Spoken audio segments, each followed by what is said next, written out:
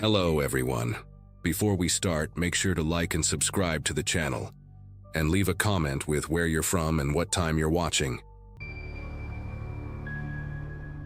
Most people don't realize how isolated you get driving trucks for a living. It was late October 2022, and I'd been hauling freight across the Midwest for about 8 years at that point. The job suited me fine. Decent pay, lots of time alone with my thoughts, and I got to see parts of the country most folks never do. I was 43, divorced, living in a small apartment outside Columbus, Ohio. That particular week had been routine runs, nothing special, until dispatch called me Thursday afternoon with a last-minute delivery. Some agricultural equipment heading out to a farm about 2 hours from Des Moines needed to arrive that same night. The pay was double the usual rate because of the rush, and honestly, I needed the extra cash with the holidays coming up. Should have been my first warning sign. But money has a way of making you ignore your instincts. The address they gave me led to this property way out past civilization, where the paved roads turned to gravel and then to dirt. My GPS kept recalculating, trying to figure out where the hell I was supposed to go. Around 9:30 that night, I finally found the place. A massive wooden gate with Donovan Farm painted on a crooked sign that looked like it hadn't been touched since the 70s. The client, a guy named Mr. Donovan, had called me 3 times already to make sure I was still coming. His voice had this weird urgency to it, kept saying they absolutely needed the equipment tonight, couldn't wait until morning. When I pulled through that gate, my headlights swept across empty fields on both sides, dead corn stalks standing like soldiers in neat rows. The main house sat about a quarter mile back from the road, completely dark except for one window glowing yellow on the second floor. But the delivery instructions said to bring everything to the barn, another half-mile past the house, deeper into the property. The barn was this enormous red structure, probably built in the 40s or 50s, with those old-style sliding doors that must have been 20 feet tall. Mr. Donovan was already waiting outside when I pulled up, standing under a single floodlight that barely pushed back the darkness around us. He was maybe 60, wearing overalls and a flannel shirt that hung loose on his skinny frame. What struck me most were his eyes. They kept darting around, never staying on me for more than a second before checking the darkness behind the barn, then the truck, then back to the shadows. He walked up before I even got out of the cab, talking fast about how grateful he was that I made it, how important this delivery was for their operation. The way he said operation stuck with me. Not farm, not business. Operation. He kept wringing his hands while he talked, and I noticed dirt caked under his fingernails, the kind that gets so deep it becomes part of your skin. I backed the trailer up to the barn doors like he asked, and that's when things started getting weird. Usually, clients have their own people to help unload, especially for heavy equipment. But Mr. Donovan insisted it was just him and me. Said his workers had gone home for the day, but he couldn't wait until morning to get this stuff unloaded.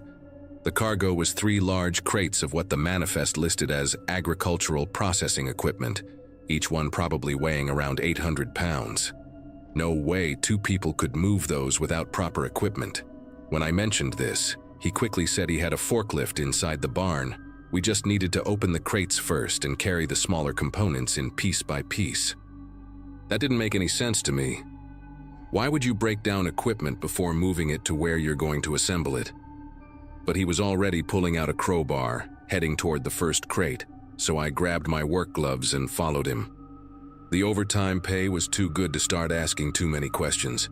We got the first crate open, and inside were definitely machine parts, steel frames, conveyor components, some kind of grinding mechanism.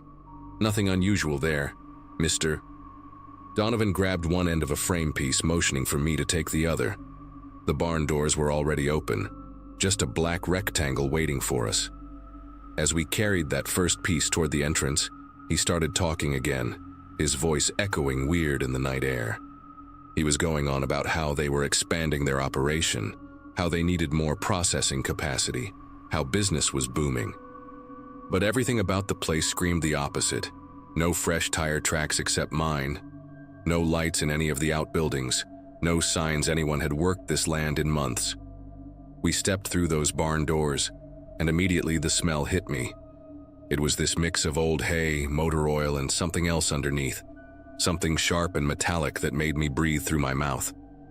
The only light came from a single bulb hanging from a beam about 30 feet in, leaving most of the barn in complete darkness.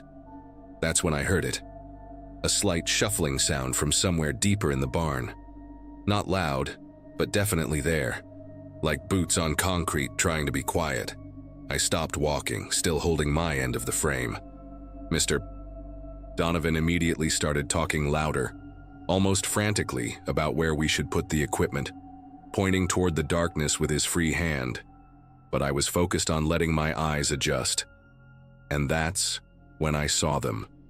Shadows that weren't quite right, human-shaped forms standing perfectly still against the far wall. At first I thought maybe they were just equipment or hay bales, but then one of them shifted slightly. Just a small movement, like someone adjusting their weight from one foot to the other. There were at least 4 of them that I could make out, maybe more further back. They were just standing there in the dark, waiting. Mr. Donovan was still talking, his voice getting higher, more desperate, saying we should go further in, that the forklift was in the back. We just needed to walk past the old stalls to get to it. Every instinct I'd developed in 20 years of adult life was screaming at me to get out of there. I set down my end of the frame, nice and calm, and told Mr. Donovan I needed to check something in my truck real quick. His whole face changed then. The nervous energy turned into something harder, meaner. He said we were almost done, just needed to get the equipment inside, but his hand moved to his pocket, and I could see the outline of something there. The shadows in the back started moving forward, slow and deliberate, spreading out to block any path deeper into the barn. One of them knocked over something metal. It clanged against the concrete floor and echoed through the space. Mr. Donovan dropped his end of the frame with a crash and took a step toward me, saying I couldn't leave yet, that we had a deal. His voice had completely changed, no more nervous farmer act. It was cold, controlled, like he'd done this before and knew exactly how it was supposed to go. I didn't run. Running would have triggered whatever they had planned. Instead, I backed up steady and smooth, keeping my eyes on Mr. Donovan while tracking the shadows in my peripheral vision. Told him I had a tire pressure warning light. Needed to check it before the trailer shifted and damaged his equipment.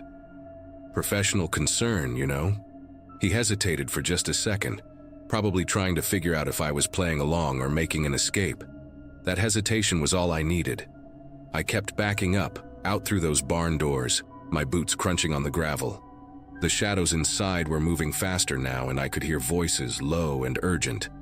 Mr. Donovan followed me out, still trying to convince me to come back in, saying his nephews just wanted to help with the unloading, that's all. Nephews. Right. Nephews who hide in the dark and wait for truckers to walk into the back of barns. When I got to my cab door, he grabbed my arm, his fingers digging in hard through my jacket. His other hand was pulling something from his pocket, and I didn't wait to see what it was. I yanked my arm free and shoved him back hard enough that he stumbled and fell against the trailer. Then I was in the cab, slamming the door and hitting the locks in one motion. Mr.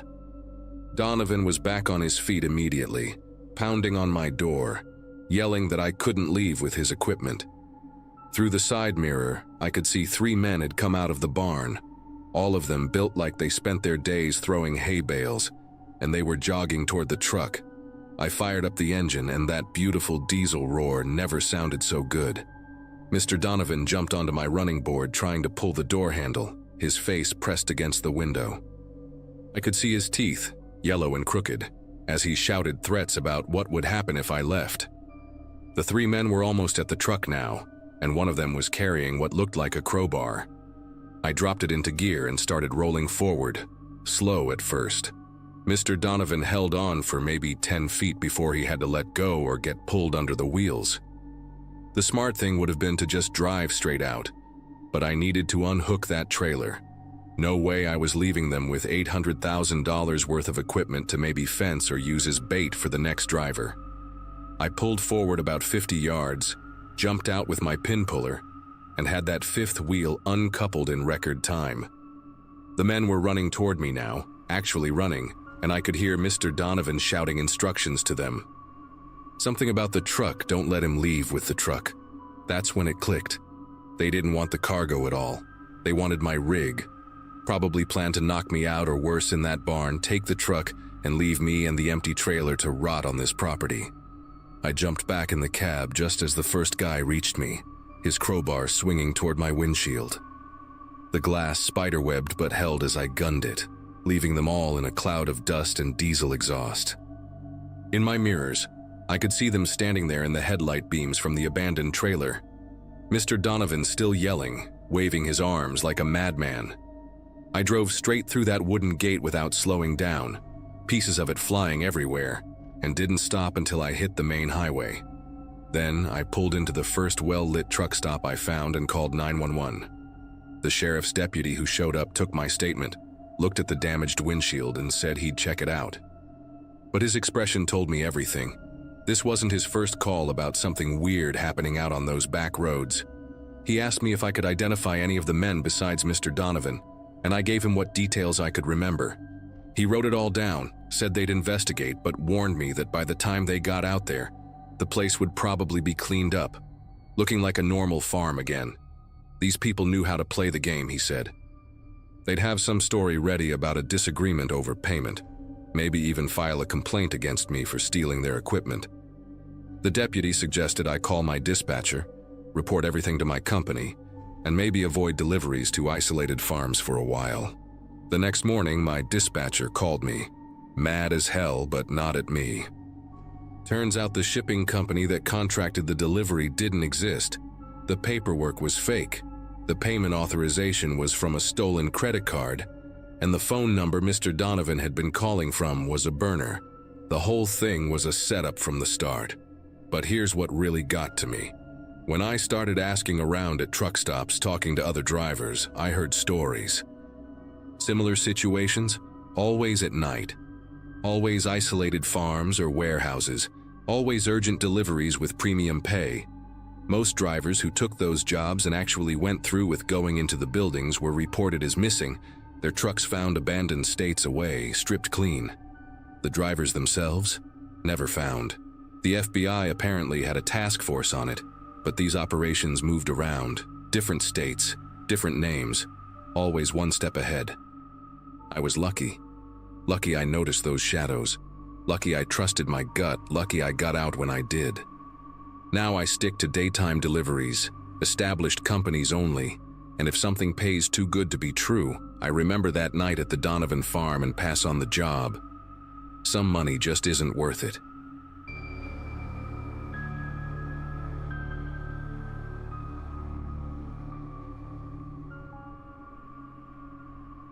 I need to tell someone about what happened to me last Wednesday night on Highway 50, because I'm still trying to process it myself.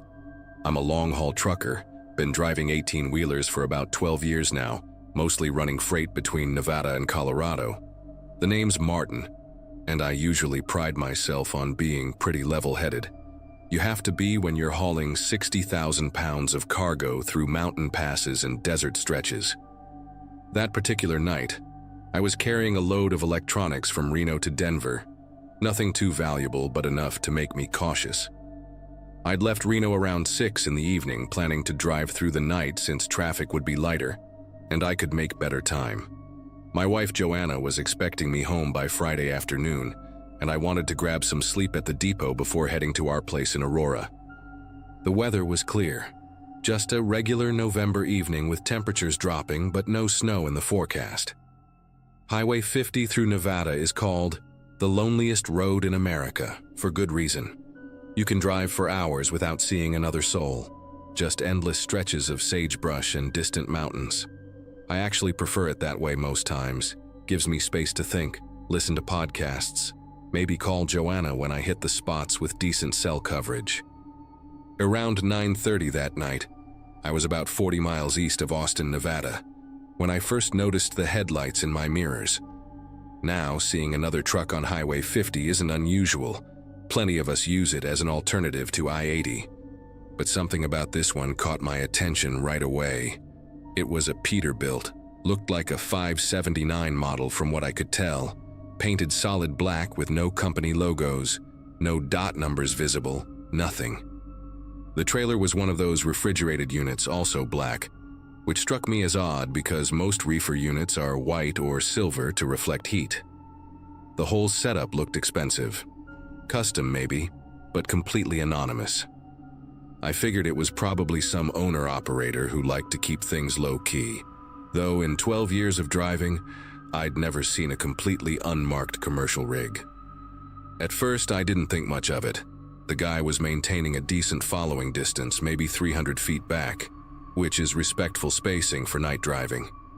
But after about 20 minutes, I started getting this uncomfortable feeling in my gut. See, when you're driving long haul, you develop a rhythm, a pattern to your speed. Sometimes you'll push 70 on the straightaways, drop to 65 on the grades, maybe slow to 55 around the sharper curves. Most truckers behind you will either match your average speed and gradually fall back, or they'll find their own pace and eventually pass. But this black rig, it was matching me, move for move, like we were connected by an invisible cable.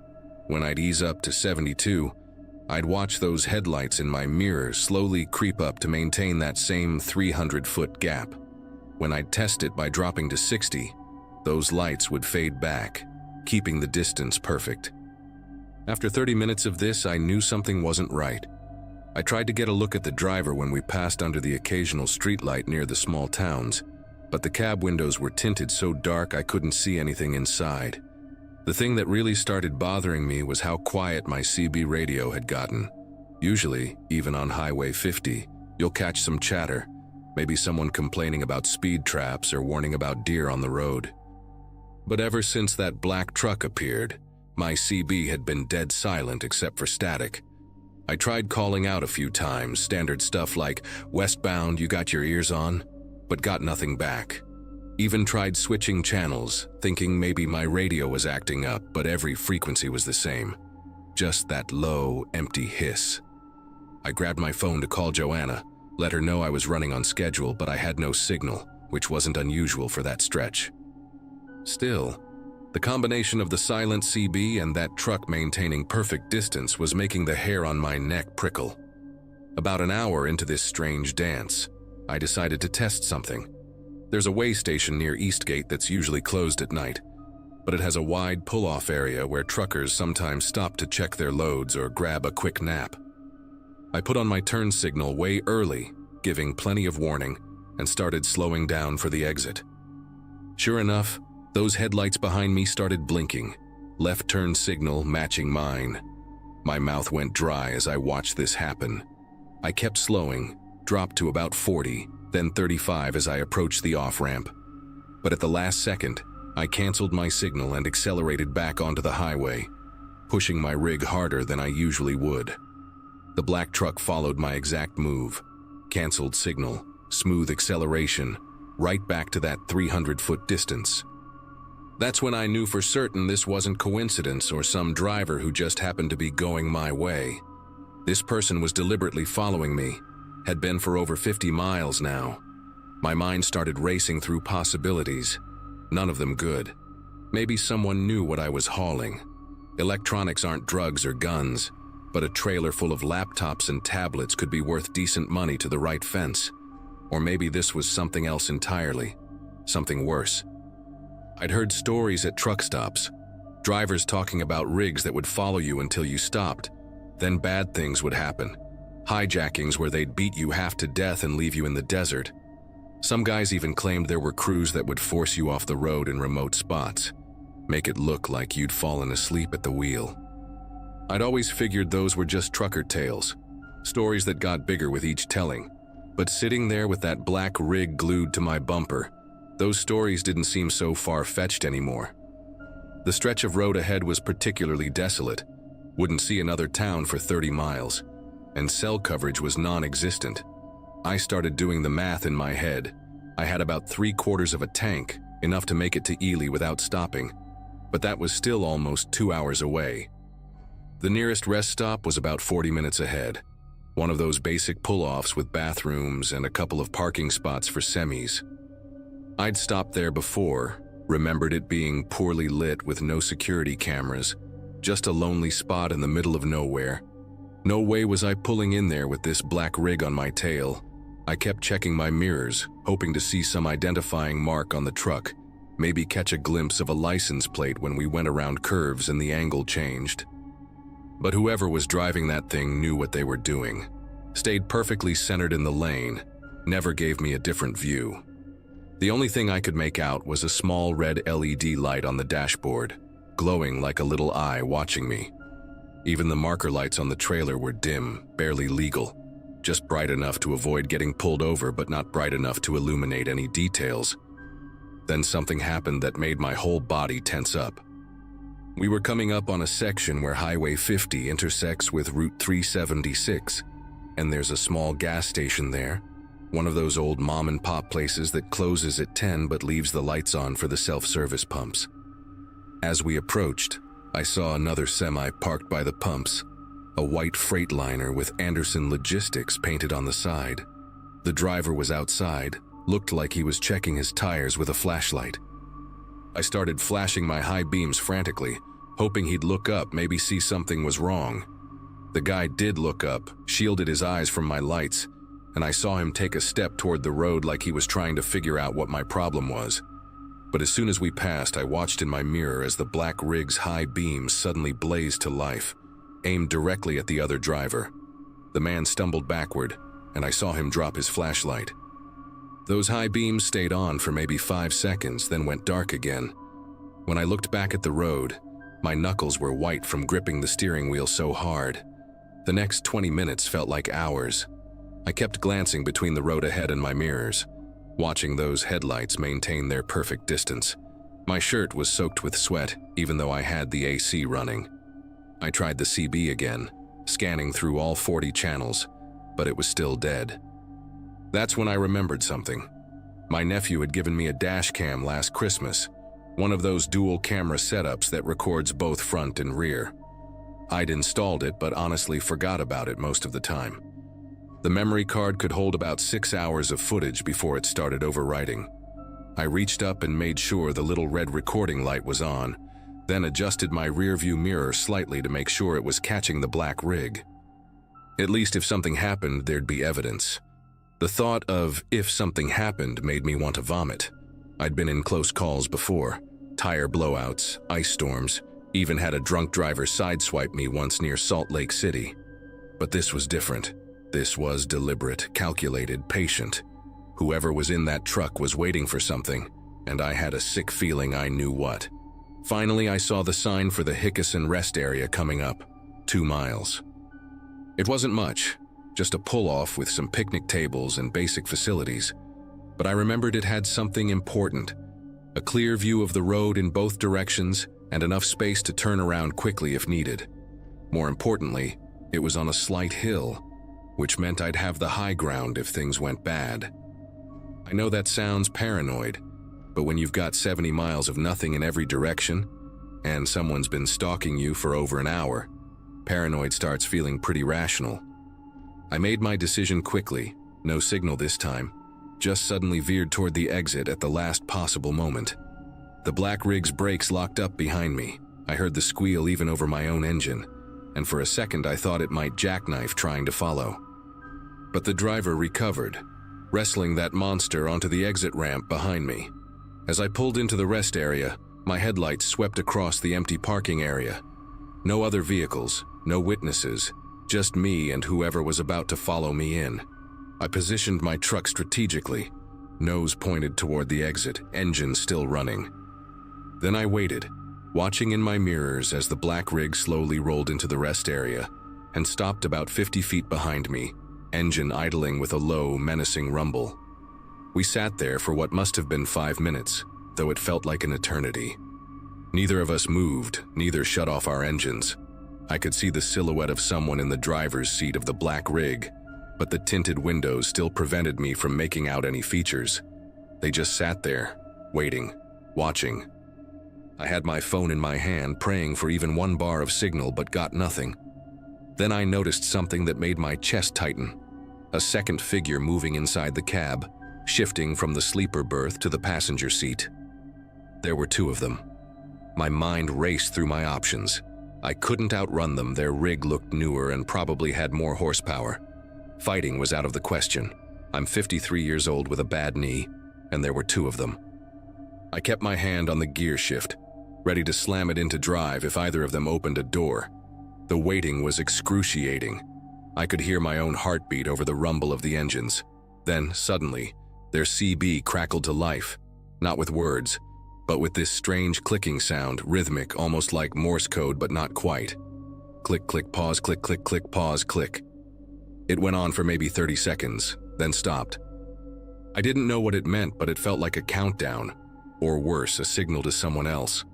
That's when I saw the headlights approaching from the west, another vehicle coming fast. As it got closer, I realized it was a Nevada highway patrol cruiser. I'd never been so happy to see those lights in my life.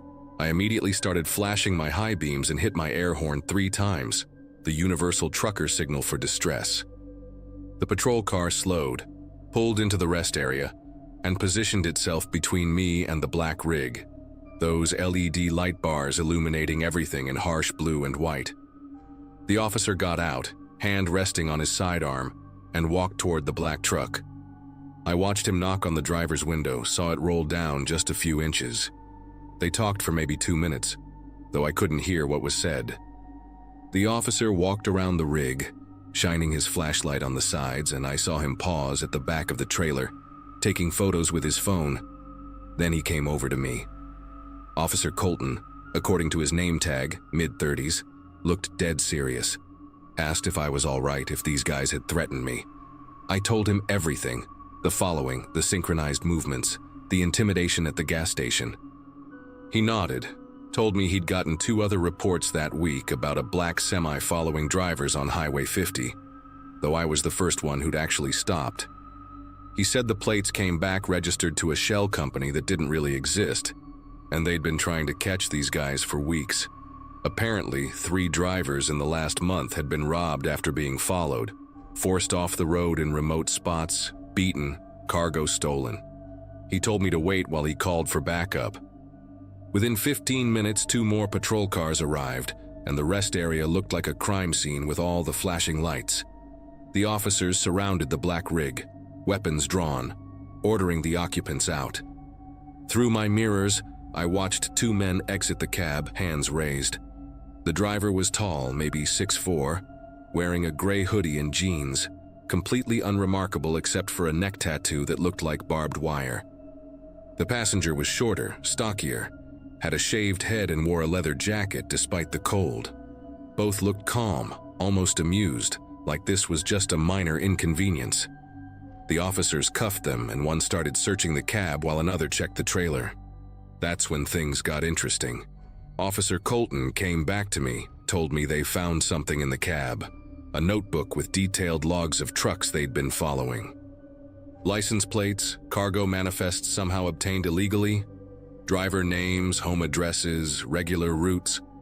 My information was in there, down to my wife's name and our address in Aurora. They even had notes about when I usually stopped for fuel and which rest areas I preferred. The trailer was empty except for some tools that looked like they were meant for breaking into other trailers. Bolt cutters, crowbars, some kind of electronic device that Colton said was probably for disrupting trailer GPS units. These guys were professionals, had been doing this for who knows how long. The investigation took another 2 hours, with officers taking my statement, copying my dashcam footage, and documenting everything. They told me the 2 men were already wanted in connection with similar crimes in Utah and Arizona, part of a larger ring that targeted long-haul truckers carrying electronics and pharmaceuticals. The black rig was one of 3 they operated, all identical, all registered to fake companies. They'd follow a target for hours, learning their patterns, waiting for the perfect spot to strike. If I hadn't pulled into that rest area, if that patrol car hadn't shown up, they probably would have tried to run me off the road somewhere in the desert between there and Ely. Officer Colton gave me his card, said I'd need to testify eventually, but for now I was free to go. He offered to escort me to the county line, which I gratefully accepted. As I pulled out of that rest area, following the patrol car with my legs still shaking from adrenaline. I looked back one more time at the black rig, now surrounded by police tape and floodlights.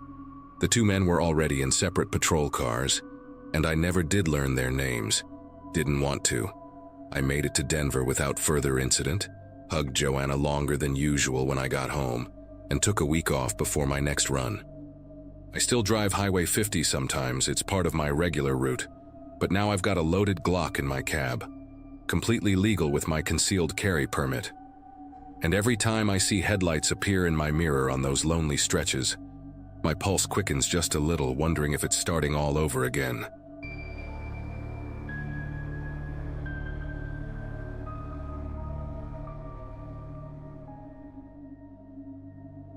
The rain had been hammering my windshield for the past 3 hours, and I was running on nothing but black coffee and whatever energy bars I'd grabbed at the last truck stop. I'd been hauling freight cross-country for about 12 years at that point, mostly electronics from warehouses in California heading east. That particular night in early September 2016, I was pushing through the mountains somewhere between Sacramento and Lake Tahoe, trying to make my delivery deadline in Elko. The CB radio kept crackling with static, and I remember thinking how the weather was getting worse by the minute. My wife Amy had called earlier, telling me our daughter Sophia had won her spelling bee at school, and I was feeling that familiar ache of missing another milestone. I'd promised them both I'd be home by the weekend, and I was determined to keep that promise, which meant pushing through despite the storm. The particular stretch of highway I was on had these brutal switchbacks that even experienced drivers hated, especially in weather like that. My rig was loaded heavy, about 78,000 pounds total, and the rain was making the asphalt slick as oil. I'd turned down my music and was gripping the wheel tight, keeping her steady at about 35 miles per hour through the curves. The headlights were cutting through sheets of rain, and visibility was maybe 30 feet at best. I kept checking my mirrors, making sure my trailer wasn't sliding, when I came around this particularly nasty bend that the locals apparently called Dead Man's Curve. The road curved sharply to the right, with a sheer rock wall on one side, and nothing but darkness and a steep drop on the other. That's when I saw them, 3 small figures standing right in the middle of my lane, not moving, just standing there in the downpour like they were waiting for something. Every instinct I had from years of driving kicked in at once. I yanked the wheel hard to the left while hitting the brakes, but not too hard. Jackknifing a fully loaded semi on a wet mountain road would have been a death sentence. The figures didn't move, didn't flinch, didn't even react to my horn blaring or the massive 18-wheeler barreling toward them. They looked like kids, maybe 8 or 9 years old, wearing what appeared to be yellow raincoats that were way too bright, almost glowing in my headlights. Their faces were turned down, hidden under the hoods, and their arms hung straight at their sides in this unnatural way that made my chest tighten. The truck started sliding sideways, the trailer pushing me toward the guardrail, and I could hear the tires screaming against the wet pavement. I managed to thread the needle between those figures and the rock wall, missing them by inches, feeling the entire rig shudder as I fought to keep control. Once I cleared them, I immediately started looking for a place to pull over, my heart pounding so hard I could hear it over the engine. There was a small turnout about a quarter mile ahead, barely big enough for my rig, but I made it work.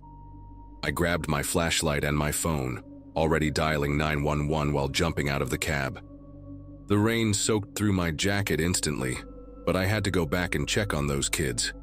The dispatcher answered, and I was practically shouting about children standing in the road during a storm, giving her the mile marker and everything. She said she'd send a patrol car immediately and told me to stay in my vehicle for safety. But I was already jogging back along the shoulder, my flashlight beam cutting through the rain. When I reached the spot where I'd seen them, there was nothing. No kids, no raincoats, no sign anyone had been there at all. I searched both sides of the road, calling out, thinking maybe they'd run into the woods, but the only sound was rain hitting leaves and the distant rumble of thunder. The state trooper showed up about 20 minutes later, a younger guy named Officer Ramirez, who looked genuinely concerned when I explained what happened. He had me show him the exact spot, and we both searched the area with our flashlights while the rain kept coming down. He examined the skid marks my truck had left, took photos, and kept asking me detailed questions about what I'd seen. What really got me was when he asked me to describe the children's faces, and I realized I couldn't. Those hoods had hidden everything, and thinking back, they'd never looked up, not even when 18 wheels and 40 tons of metal came sliding toward them. Officer Ramirez got quiet for a moment, then asked me to follow him back to my truck. He pulled out his notepad and showed me a list of dates going back 2 years. Each entry was another driver reporting the same thing. Children in yellow raincoats, always in groups of 3, always at that exact curve, always disappearing without a trace. "We've had 4 accidents here in the last 18 months, he told me, his voice barely audible over the rain drumming on my cab's roof. Drivers swerving to avoid kids that aren't there when we arrive. 2 of them went through the guardrail." He pointed toward the edge where the mountain dropped away into blackness, and I felt my mouth go dry thinking about how close I'd come to joining that statistic. He explained that after the 3rd accident, they'd installed cameras at both ends of the curve, hoping to catch whatever was happening on video. The footage never showed any children, but it did catch something else about a month ago. A beat-up white van parked just around the blind side of the curve at 2 a.m., and someone dragging what looked like mannequins onto the road. By the time patrol units arrived, the van was gone, and so were the mannequins. Officer Ramirez pulled up a grainy photo on his phone showing 3 child-sized figures in yellow rain gear, positioned exactly where I'd seen them, except these were clearly artificial, with rigid limbs and faces that were just blank plastic heads under those hoods. The officer explained that they suspected it was either insurance fraud or something worse, cargo theft. Make a driver crash or stop suddenly, then while everyone's dealing with the accident or searching for injured kids, accomplices raid the trailer. He mentioned they'd found evidence of break-ins on 2 of the crashed trucks, though the drivers hadn't survived to confirm what was taken.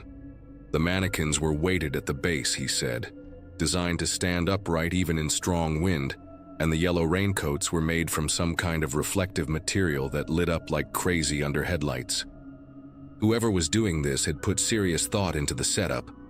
They knew exactly where to place them for maximum effect, right at the sharpest point of the curve where drivers would have the least time to react and the most dangerous options for evasive maneuvers. Officer Ramirez asked me to check my trailer locks and seals, and sure enough, there were fresh scratches around the locking mechanism, like someone had been working on it with tools before something interrupted them. That's when we heard another truck coming up the mountain, the distant roar of a diesel engine fighting the grade. Officer Ramirez immediately got on his radio, calling for the nearest unit to stop all commercial traffic on this section until we could clear the scene. But the sound was getting closer fast, and we both knew the driver wouldn't see our vehicles until they came around that curve. The officer ran to his patrol car and hit every light he had. The whole area lit up blue and red like a carnival, reflecting off the rain and the rock walls.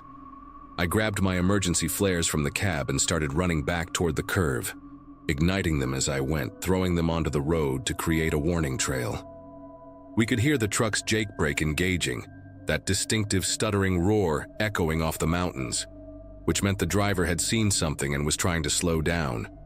The truck came around the corner doing maybe 25, slow enough to stop when he saw us, and the driver, an older woman with gray hair pulled back in a ponytail, rolled down her window looking shaken. "Did you see them?" she asked, before either of us could speak, her voice trembling. "The kids in the road, about 2 miles back, just standing there?" Officer Ramirez and I exchanged glances, and he quickly approached her truck while I stood guard watching the road. She explained that she'd seen 3 figures in yellow raincoats near a pull-off area down the mountain, but when she'd checked her mirrors after passing, they were gone. The officer immediately called for backup to search that location, suspecting the criminals were working multiple spots or had moved their operation after seeing the police lights. The woman, whose name was Gloria, said she'd been driving this route for 15 years and had heard stories about Dead Man's Curve, but never believed them until tonight.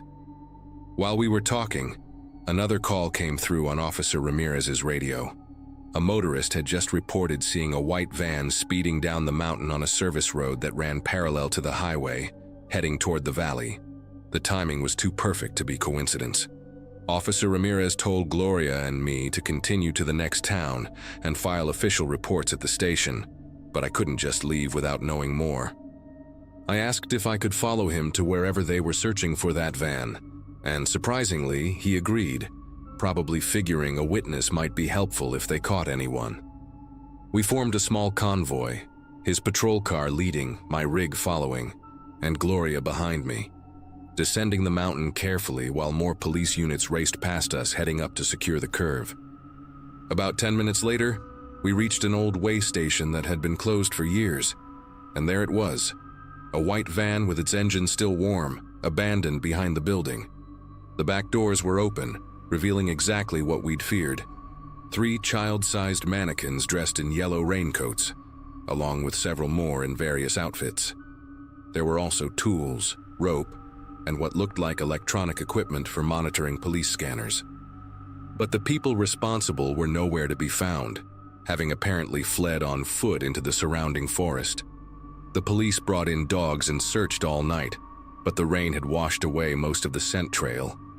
They did find footprints leading to a creek where the tracks disappeared, suggesting whoever it was knew exactly how to evade tracking. Inside the van, they discovered notebooks with detailed information about trucking routes, delivery schedules, and specific cargo manifests. These people had been studying their targets for months. What really made my skin prickle was finding my own company's logo on one of the papers, along with notes about the electronics shipments we regularly hauled through that pass. Officer Ramirez showed me a map they'd found with dozens of red marks along various mountain roads throughout California and Oregon, each mark dated and annotated with codes they were still trying to decipher.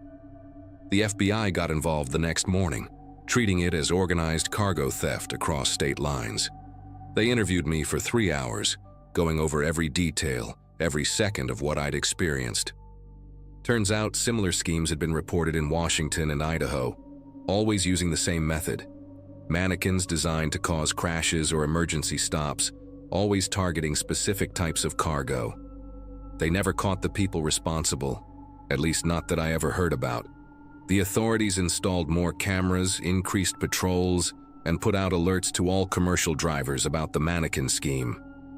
For weeks afterward, truckers would share stories on the CB about close calls and suspicious figures on mountain roads. I finished my delivery to Elko a day late and had to explain everything to my dispatcher, who'd already heard about it on the news.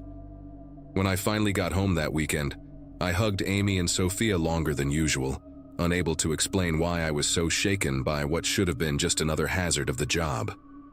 I still drive that route sometimes, and yes, I still slow down at Dead Man's Curve. Even in perfect weather. Other drivers do too. You can tell the ones who know the story by how their brake lights flare up before that bend. The worst part is the uncertainty that stays with you. Every time I see something on the side of the road at night, even just a trash bag or a piece of tire, I wonder if it's them starting up again. If tonight's the night another driver won't be as lucky as I was. The company installed dash cameras in all our trucks after my incident, and I keep that footage saved on my phone. 3 yellow figures in the rain that nearly cost me everything. Proof that sometimes the real monsters are just people with a plan.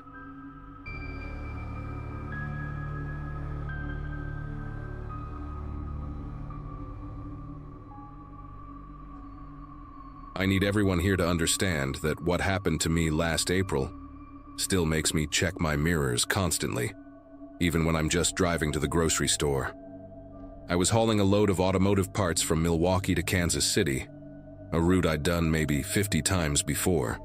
At 38, I'd been driving trucks for almost 15 years, mostly doing these Midwest runs where you get to know every rest stop, every good diner, every speed trap. My wife Jennifer and our 2 kids were used to me being gone 3-4 days at a stretch, and I always made good money, because I preferred the night drives when traffic was lighter and I could make better time. That particular run started like any other. Loaded up around noon, grabbed dinner at this place that makes incredible meatloaf sandwiches, and hit the road proper around 8 p.m. when the sun was setting behind the cornfields. The first few hours were perfect driving weather. Clear skies, temperature dropping to that comfortable 60 degrees where you don't need the AC but you're not cold either. I had my thermos full of coffee, a bag of those pretzel rods I'm addicted to, and my CB radio crackling with the usual chatter from other drivers. Around midnight, somewhere on I-80 through Iowa, most of the radio traffic had died down to just occasional check-ins about speed traps or weather conditions ahead. I was making great time, probably doing 75 in a 70 zone, when I heard something that made me turn down my music. Through the static came this voice, real clear and calm, saying, "Hey there, Garrett. How's that Freightliner handling tonight?" Now I drive a Freightliner Cascadia. Pretty common rig, but hearing my actual first name instead of my handle Midwest Ghost made me pause. Nobody on the CB uses real names unless they know you personally, and this voice didn't sound familiar at all. I grabbed my mic and responded with, "This is Midwest Ghost, who's asking?" But got nothing back except dead air. Figured maybe it was someone from the company messing around, though that didn't explain how they'd know exactly where I was at that moment. About 10 minutes later, just as I was passing mile marker 142, the voice came back. "Mile marker 142, right on schedule, Garrett. That load of alternators and brake assemblies must be keeping you steady." My chest tightened because that was exactly what I was hauling, down to the specific parts, and that information wasn't on any public manifest. The shipping details were electronic, sealed, only accessible to the warehouse crews at both ends and our dispatch office. I tried to think if maybe someone at the loading dock had been extra chatty, but I couldn't recall talking to anyone beyond the usual paperwork signatures. The rational part of my brain kept saying there had to be an explanation. Maybe dispatch was playing some stupid late-night prank, or another driver from my company was having fun at my expense. But then the voice came through again, and this time it said something that made me grip the steering wheel harder. "Jennifer's probably asleep by now, tucked in that blue comforter you bought her for Christmas. Your boy Mason's got that baseball game on Saturday you're gonna miss." I nearly swerved into the rumble strips.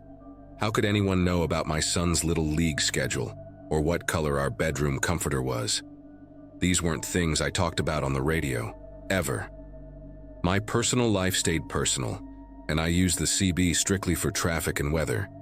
Maybe the occasional joke with drivers I'd known for years. I switched off my CB completely, something I never do because it's like driving blind without traffic updates from other truckers. The silence in the cab felt wrong, but not as wrong as that voice knowing things about my family. My phone was mounted on the dashboard and I thought about calling Jennifer, but what would I say? "Hey, honey, some creep on the radio knows about our comforter?" She'd think I'd been driving too long, needed to pull over and sleep. The weird thing was, I wasn't tired at all. Adrenaline had me wide awake now, checking every single vehicle that passed me, studying them in my side mirrors as they disappeared into the darkness ahead. About 20 miles down the road, I couldn't stand the silence anymore and flipped the CB back on, switching to channel 19, the main trucker channel, hoping to hear normal chatter that would calm my nerves. Instead, the very second I turned it on, that same voice was already there, like it had been waiting. "Channel 19, Channel 9, Channel 28. Doesn't matter where you go, Garrett. I've been listening to you for weeks now. That story you told about finding that injured dog near Waterloo. Really touching. The way you complain about the coffee at that Flying J near Davenport? Hilarious." My mouth went completely dry. Those were conversations from different trips, different times of day, scattered across the last month. Someone had been monitoring me, recording maybe, building up this whole profile of my life through casual CB conversations. The voice continued, almost conversational now. "You're wondering how, aren't you? It's actually pretty simple when you know what you're doing. Your CB registration, your DOT number, cross-reference that with some shipping databases. Social media is gold for family details. Jennifer really should make her Facebook more private." That's when I noticed the headlights in my mirrors, maybe a quarter mile back, maintaining perfect distance. Cars had been passing me all night, but this one just sat there, matching my speed exactly. When I nudged the accelerator up to 80, those headlights stayed put. When I eased back down to 70, same thing. The voice on the CB came through again. "That's right, we're right behind you. Wanted to make sure you knew you weren't alone out here." The headlights suddenly flashed 3 times, long, short, long, and then went back to normal. My mind was racing through options. Call 911, take the next exit, pull into a rest stop where there'd be other people. But truckers know that calling cops about someone following you on the interstate rarely gets immediate response, especially when you can't prove any actual crime. And stopping seemed like exactly what this person wanted me to do. The next 40 miles were the longest of my entire driving career. That car stayed behind me like it was attached by an invisible rope, never varying its distance by more than a few yards. The CB voice would pipe up every few minutes with these observations. "Nice lane change, very smooth. Oh, you're running low on fuel, probably need to stop in the next 50 miles or so. There's that Love station at exit 88, but the pilot at exit 95 has better diesel prices, doesn't it?" And the worst part was, everything they said was accurate. My fuel gauge was sitting just above a quarter tank, and I did usually prefer that pilot station. They'd done their homework, probably tracked my fuel card purchases, knew my patterns better than I'd realized I even had patterns. The headlights would flash in these weird sequences, sometimes quick bursts, sometimes long holds, like some kind of code I couldn't understand. I decided to test something. There was a way station coming up at mile marker 201 that I knew would be closed this time of night, but it had good lighting and security cameras. I put on my turn signal way early, watching those headlights behind me. Sure enough, they mimicked my signal, clicking on at the exact same moment. But as I started to merge into the exit lane, the CB crackled. "Nice try, Garrett, but we both know that station's been closed since midnight. Cameras don't even record anymore. Budget cuts last January. Keep driving." I jerked the wheel back into my lane, heart pounding so hard I could hear it over the engine noise. They knew about the cameras being shut off. That wasn't public information. I'd only known because a state trooper mentioned it during a random inspection last month. This person had done serious research, or worse, they had connections to people who would know these things. My phone started buzzing with texts, and at first I thought maybe Jennifer had woken up. But when I glanced at the screen, the messages were from an unknown number. Just coordinates, latitude and longitude numbers, one after another. I recognized the format from my GPS training, and when I mentally calculated the first set, I realized it was marking my exact position on the highway at that moment. The second set was about 5 miles ahead, the third 10 miles. They were plotting my route, showing me they knew exactly where I was going. The voice on the CB had gone quiet, but somehow that was worse than the talking. All I had now was the steady hum of those headlights in my mirror, and the occasional buzz of another coordinate text. My fuel gauge kept dropping, and I knew I'd have to stop soon whether I wanted to or not. The pilot station sign glowed in the distance, and I had maybe 15 miles worth of diesel left, 20 if I pushed it. My mind was working through scenarios: pull in fast, fuel up with the engine running, ready to bolt. But truckers know you can't just tear out of a fuel station with a big rig. It takes time to maneuver, time to build speed. The headlights behind me started flashing again, rapidly this time, almost celebratory, like they knew decision time was coming. Then the CB voice returned, but different now, excited. "Exit 95 coming up, Garrett. Pump number 7 is your favorite, isn't it? Far end, good turning radius for that Freightliner. We'll be right there with you." I realized then that they'd been pushing me toward this moment all along, wearing me down psychologically, making me paranoid and exhausted so I'd be off my game when I finally had to stop. But I noticed something they might not have counted on. A Walmart distribution center rig had been slowly gaining on us for the last 10 miles, and there were 2 more trucks visible in the distance behind him. Instead of taking exit 95, I grabbed my phone and called my dispatcher on speaker, loud enough that it might pick up on the CB if they were somehow monitoring my cab. "Hey, Brad. Yeah, I'm at mile 290, running low on fuel, going to stop at the pilot exit 95. But I've got a vehicle that's been pacing me for about 60 miles, acting suspicious. White sedan, can't make out the plates. I'm documenting everything for insurance and duty." Brad's gravelly voice filled the cab, concerned and alert. "You need me to call State Patrol?" I watched those headlights suddenly fall back, dropping speed rapidly. "Stand by, Brad," I said, keeping my voice steady. "Vehicle is now decreasing speed, falling back. But yeah, give State Patrol a heads up, I'm pulling into the pilot in about 2 minutes." The CB stayed silent. The headlights kept falling back until they were just distant dots, then suddenly took an exit before the pilot, disappearing into the darkness of some side road. I pulled into the pilot with my whole body tense, scanning every vehicle in the lot, every shadow between the parked trucks. Brad had called back saying State Patrol would swing by within 20 minutes, and 2 other drivers from my company were about 30 miles behind me if I needed backup.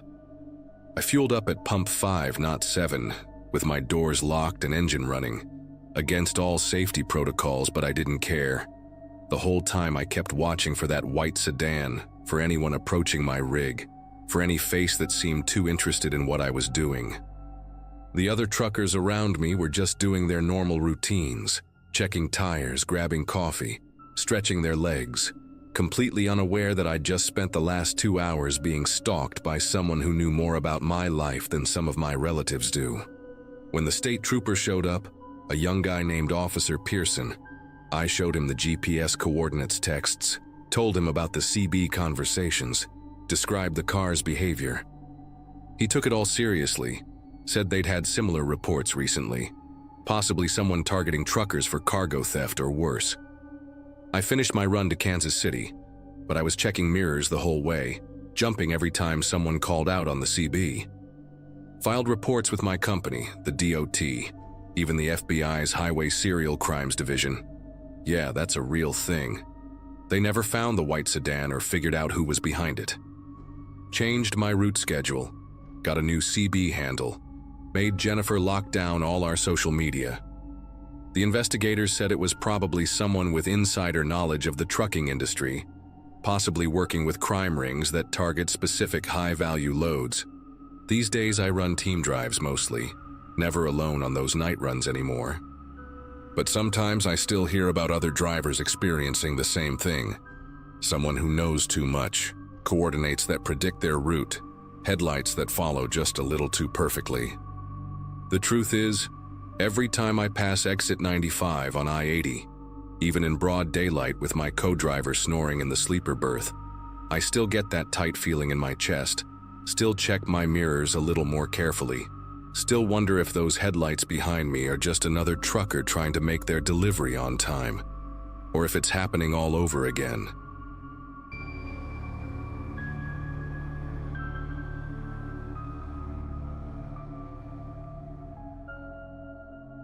February of 2023 was brutal for truckers in the Midwest, and I'd been hauling refrigerated goods for about 6 years by then.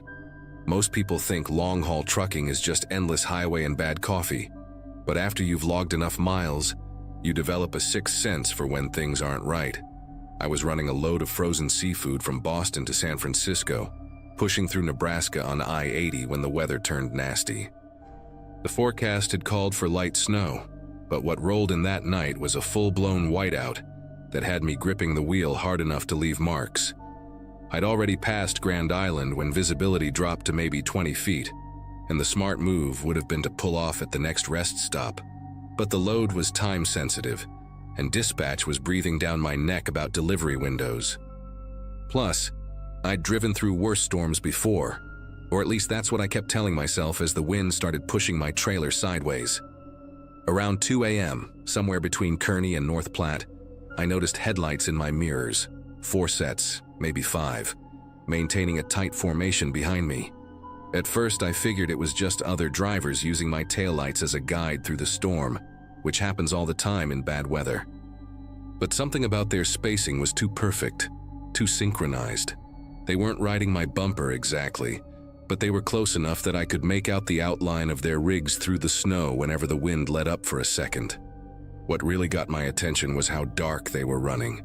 No marker lights, no company logos lit up, nothing but their headlights cutting through the storm. I tried reaching out on Channel 19, the standard trucker frequency, asking if anyone needed help or wanted to form a proper convoy to get through the weather safely. Dead silence. Not even static, just nothing, like my CB had suddenly stopped working. I switched through several channels, even tried the emergency frequency, but got the same result. Complete radio silence from the trucks behind me. The weird thing was, I could still pick up chatter from other drivers ahead of me, complaining about the conditions and warning about black ice near the next exit. So my radio was working fine, which meant these guys behind me were deliberately staying quiet. I tried speeding up gradually, pushing from 45 to about 55, which was already risky given the conditions. They matched my speed perfectly, maintaining that same eerie formation. When I eased off the throttle, they slowed down too, keeping that exact distance like they were attached to my rig by invisible cables. My fuel gauge was sitting at about a quarter tank, and I knew I'd need to stop soon at the Flying J about 40 miles ahead. But the thought of pulling off with these silent shadows behind me made my chest tight. The snow was coming down harder now, and I could barely see the road markers that usually guide you through these plains. That's when I noticed something else that made my gut twist. The trucks behind me were all identical. Same model, same color from what I could tell. Probably Freightliner Cascadius in that generic white that rental companies use. No company names visible on the doors. No DOT numbers that I could make out, nothing identifying at all. I'd been driving long enough to know that even independent owner-operators usually have some kind of marking on their trucks. These were ghosts, plain and simple, and they were hunting in a pack. I reached for my phone to call my dispatcher, maybe get some advice or at least let someone know what was happening, but I had no signal. Not unusual out here in the middle of nowhere, especially during a storm, but the timing felt too convenient. Then they started getting creative with their positioning. Two of them pulled up alongside me, one on each side, while the others stayed behind. They were boxing me in, a classic aggressive driving move that usually means someone wants you to pull over. But out here, in the middle of a blizzard at 2:30 in the morning, with no legitimate reason for anyone to want me to stop, every alarm bell in my head was going off. I knew about the stories every trucker does. Cargo theft rings that operate on isolated stretches of highway, using multiple vehicles to force drivers off the road. They go after high-value loads, electronics mostly, but seafood can fetch good money too if you know where to fence it. The trucks beside me were matching my speed exactly, close enough that I could see the drivers were wearing baseball caps pulled low. No faces visible in the darkness of their cabs.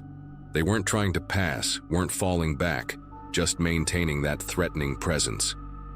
I made a decision that probably saved my cargo and maybe more than that. Instead of trying to outrun them or pulling over like they wanted, I started gradually reducing speed, down to about 35 mph. The truck on my left had to choose between slowing down to or passing me, and after a tense few seconds, he accelerated and moved ahead. That's when I yanked the wheel hard to the left and dove into the median crossover meant for emergency vehicles, the kind they use to turn around when they need to head back the other direction. My trailer fishtailed something awful in the snow, and for a heart-stopping moment I thought I was going to jackknife. But years of winter driving kicked in, and I managed to keep it together, bouncing through the rough terrain of the median. The convoy couldn't follow immediately. Those crossovers are barely wide enough for one truck, and they'd been caught off guard by my sudden move. Now I was heading eastbound on the westbound lanes, technically going the wrong way, but with virtually no traffic due to the storm.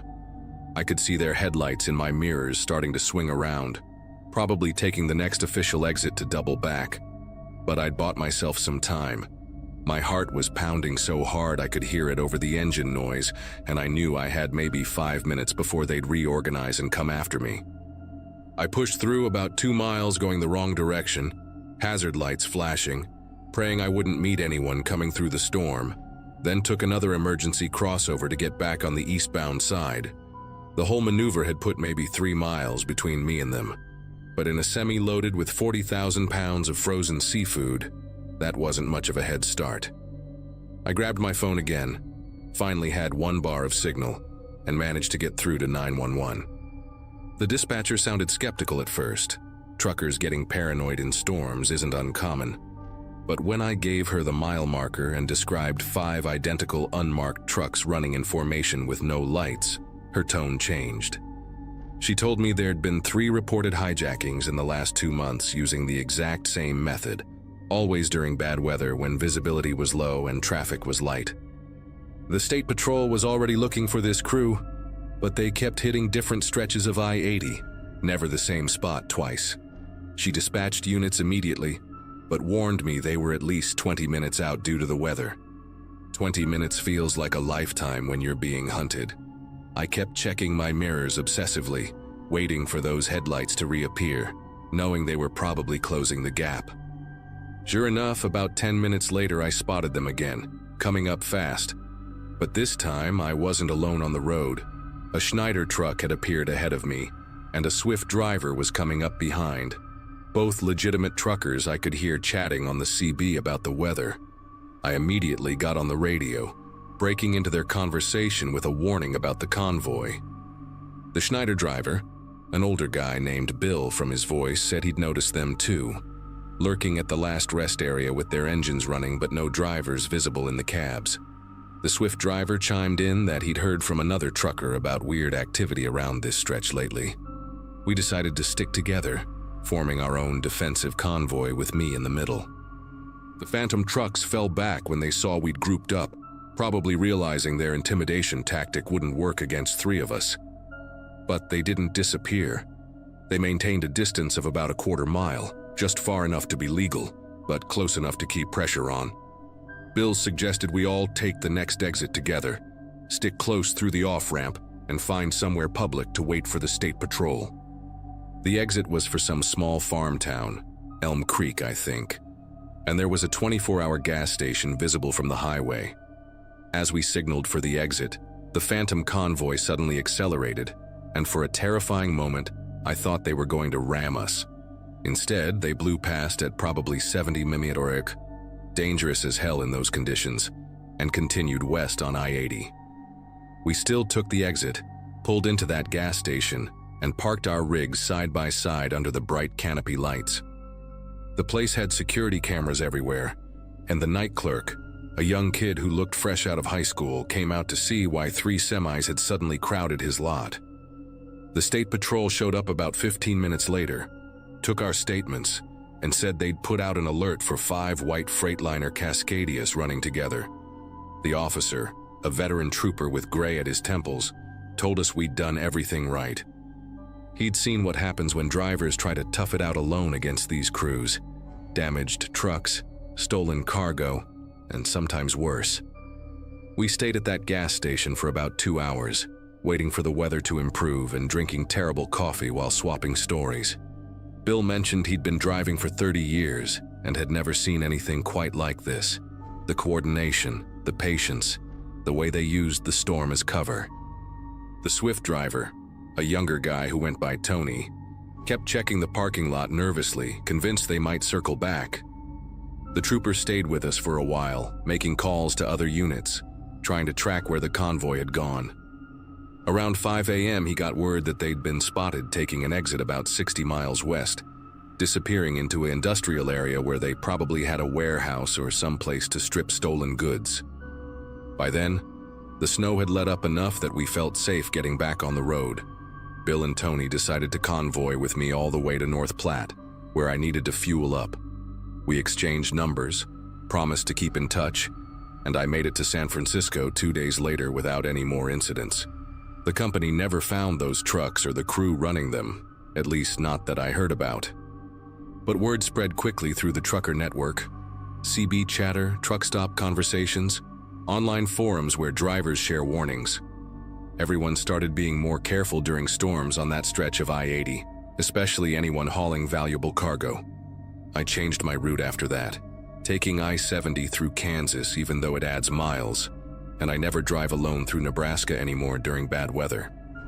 Some might call me paranoid, but they didn't see those 5 sets of headlights maintaining perfect formation in a blizzard, didn't feel that calculated menace of being hunted on an empty highway. I still haul freight, still love the freedom of the open road, but now I know there are predators out there using our own tactics against us. The Phantom Convoy taught me that sometimes the most dangerous things on the highway aren't the ice or the wind or the mechanical failures we all worry about. Sometimes it's the other drivers who see you not as a fellow trucker trying to make a living, but as prey.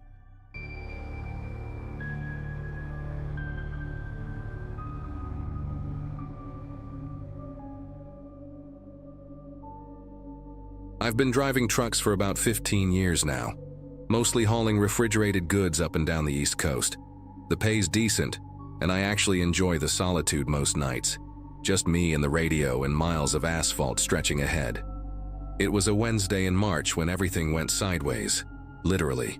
I was hauling frozen seafood from a distributor in Maryland heading down to Georgia, running a bit behind schedule because of some loading dock delays earlier that morning. My wife Lisa had called me around dinner time, reminding me about our daughter's soccer game that weekend, and I promised I'd make it back in time. I remember hanging up and thinking how lucky I was to have such a normal, peaceful life compared to some of the guys I knew who'd been through divorces or worse. The stretch of road I was on that night was one of those forgotten highways that GPS rarely suggests anymore, but old-timers like me still use to shave off time. Route 301 through rural Virginia, if you know it. Nothing but pine trees and the occasional deer for company. Around 11 p.m., maybe closer to midnight, I came around a bend and saw something that made me ease off the accelerator immediately. About a quarter mile ahead there was a sedan. Looked like a Camry or maybe an Accord, hard to tell in the dark, parked completely sideways across both lanes, hazard lights blinking that rhythmic amber warning. My first thought was accident. Maybe someone had spun out or blown a tire. You see enough weird stuff on the road at night, and usually it's just someone who needs help. But something about the positioning seemed too perfect, too deliberate, like someone had carefully maneuvered that car to block as much of the road as possible. I downshifted and started slowing the rig. 18 wheels don't exactly stop on a dime when you're loaded with 30,000 pounds of frozen shrimp and crab. The shoulder on both sides was basically non-existent here.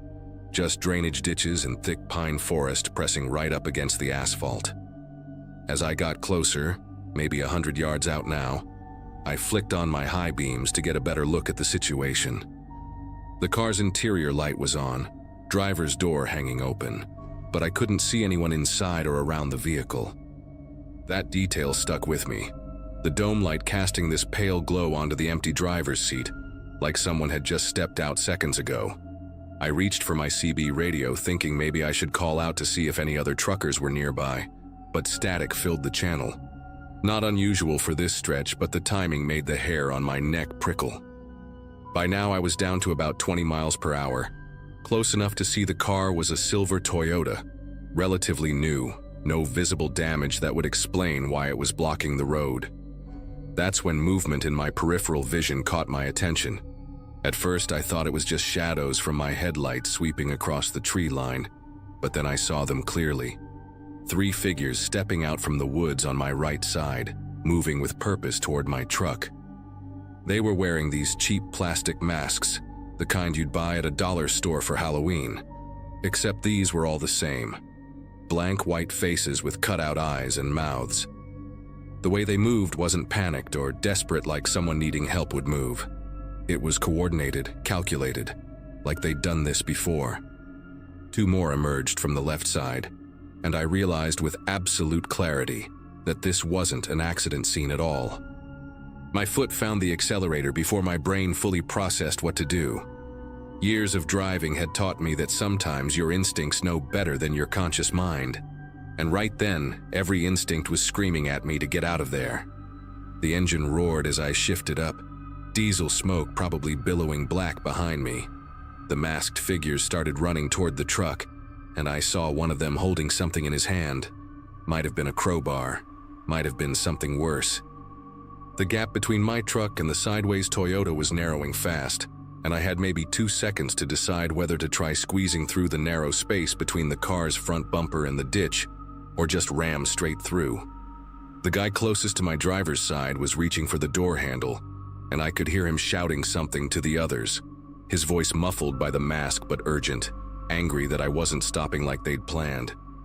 I aimed for the Toyota's rear end and floored it. The impact wasn't as bad as I expected. The car spun away like a toy, metal screeching and glass exploding as my truck's massive front end connected. The momentum carried the sedan into the right side ditch with a horrible crunching sound. In my side mirror, illuminated by my taillights, I saw two of the masked men diving out of the way, one of them tumbling into the drainage ditch. But what really made my chest tighten was seeing more figures emerging from the woods further back, maybe 7 or 8 total, all wearing those same white masks. They'd been waiting deeper in the trees, probably expecting me to stop completely, and then surrounding the cab. One of them threw something at my truck. Heard it clang off the trailer. I kept the pedal down, watching the speedometer climb past 60, 70, my whole rig shaking from the impact damage but still running strong. For the next 5 miles, I didn't slow down once, constantly checking my mirrors for headlights. My heart was hammering so hard I could hear it over the engine noise. The adrenaline was making everything hyper clear. Every shadow on the road looked like another ambush. Every glint of light in the trees seemed like eyes watching. I tried the CB radio again, and this time got through to another trucker about 10 miles ahead. Told him to watch out for a group trying to block the road, and he said he'd already heard chatter about something going down on 301. Apparently, I wasn't the first one they'd tried this on tonight. Another driver, guy hauling paper products, had reported a similar setup about an hour earlier, 20 miles north. He'd managed to reverse out before they closed in, took some back roads to get around. The trucker on the radio said state police were supposedly on their way, but out here in the middle of nowhere, that could mean 30-40 minutes. I pulled into a well-lit gas station about 15 miles from where it happened, one of those big travel stops with multiple cameras and plenty of people around. My legs were shaking when I climbed down from the cab to inspect the damage. The front bumper was dented and scraped. Paint from the Toyota streaked across it like silver scars. There was a deep gouge along the passenger side, where something had scraped the length of the trailer, probably when I'd clipped the car. While I was looking at it, another trucker walked over, older guy with a gray beard and a Vietnam vet cap. He took one look at the damage and asked if I'd run into them too. Turns out he'd heard about 3 similar attempts in the past month, always on quiet stretches of secondary highways, always the same setup with the car blocking the road and masked men waiting in the woods. He said they were targeting refrigerated trucks specifically, probably looking for high-value loads they could move quickly. The police showed up at the gas station about 45 minutes later, 2 state troopers who looked tired but took my statement seriously. They had me walk them through everything: the position of the car, how many masked men I saw, what they were wearing, the timing of it all. One of the troopers, younger guy with a military-style haircut, told me they'd found the Toyota abandoned about 2 miles from where I'd hit it, stripped of its plates and VIN numbers filed off. No sign of the masked men, but they'd found tire tracks from at least 3 other vehicles hidden in an old logging road nearby. The older trooper mentioned they suspected it was an organized crew, possibly the same group that had been hitting truckers across 3 states. They'd gotten bold lately, escalating from simple theft attempts at truck stops to these elaborate highway ambushes. What really got to me was when he said I was lucky. Another driver in Georgia hadn't been as fortunate the previous week, ended up in the hospital with a cracked skull when they dragged him from his cab. I called Lisa from the gas station parking lot. Didn't tell her everything, just said I'd had a close call with some bad weather and was running late. No point in making her worry about something that was already over.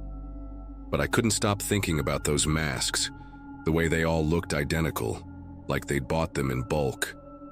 There was something especially unnerving about the coordination of it all. The perfectly positioned car, the staged interior light, the groups hidden at different depths in the forest.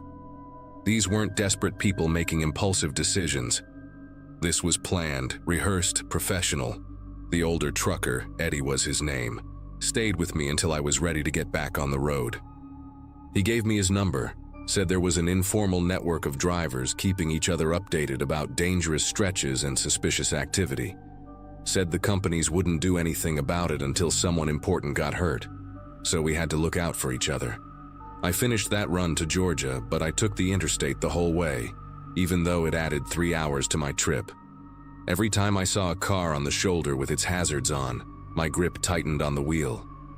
Made it to the delivery on time somehow, unloaded the seafood, and started my route back home. The company never said much about the damage to the truck, just had me fill out an incident report and told me to be more careful. But Eddie's network turned out to be real. I started getting text messages from other drivers, warnings about suspicious vehicles, alternate route suggestions, even photos of cars that had been spotted multiple times near ambush sites. 2 weeks after my encounter, they caught part of the crew. 5 men arrested during an attempted hijacking in North Carolina, found with those same white masks in their van along with crowbars, zip ties, and a signal jammer that explained why the CB radio had gone to static. They were part of a larger ring targeting refrigerated trucks carrying pharmaceuticals, seafood, and electronics, anything that could be moved quickly on the black market. I still drive that stretch of 301 sometimes, when the schedule demands it, but now I do it during daylight hours whenever possible, and I always slow down at that particular bend, even though the road is clear. There's a small scar in the asphalt where I clipped the Toyota, or maybe I'm just imagining it. Either way, it serves as a reminder. I made it home from my daughter's soccer game that weekend, watched her score 2 goals, and held Lisa's hand a little tighter than usual. Never told her the full story, but I did install a better dash cam system and started carrying a legal backup defense tool in the cab. The truth is, those men in masks are still out there. Not that specific crew maybe, but others just like them. Eddie texts me sometimes with updates and the network keeps growing. We share information, watch each other's backs, and always trust our instincts when something doesn't look right. Because out there on those lonely highways at night, sometimes the only thing standing between you and disaster is your willingness to keep driving, no matter what's blocking your path.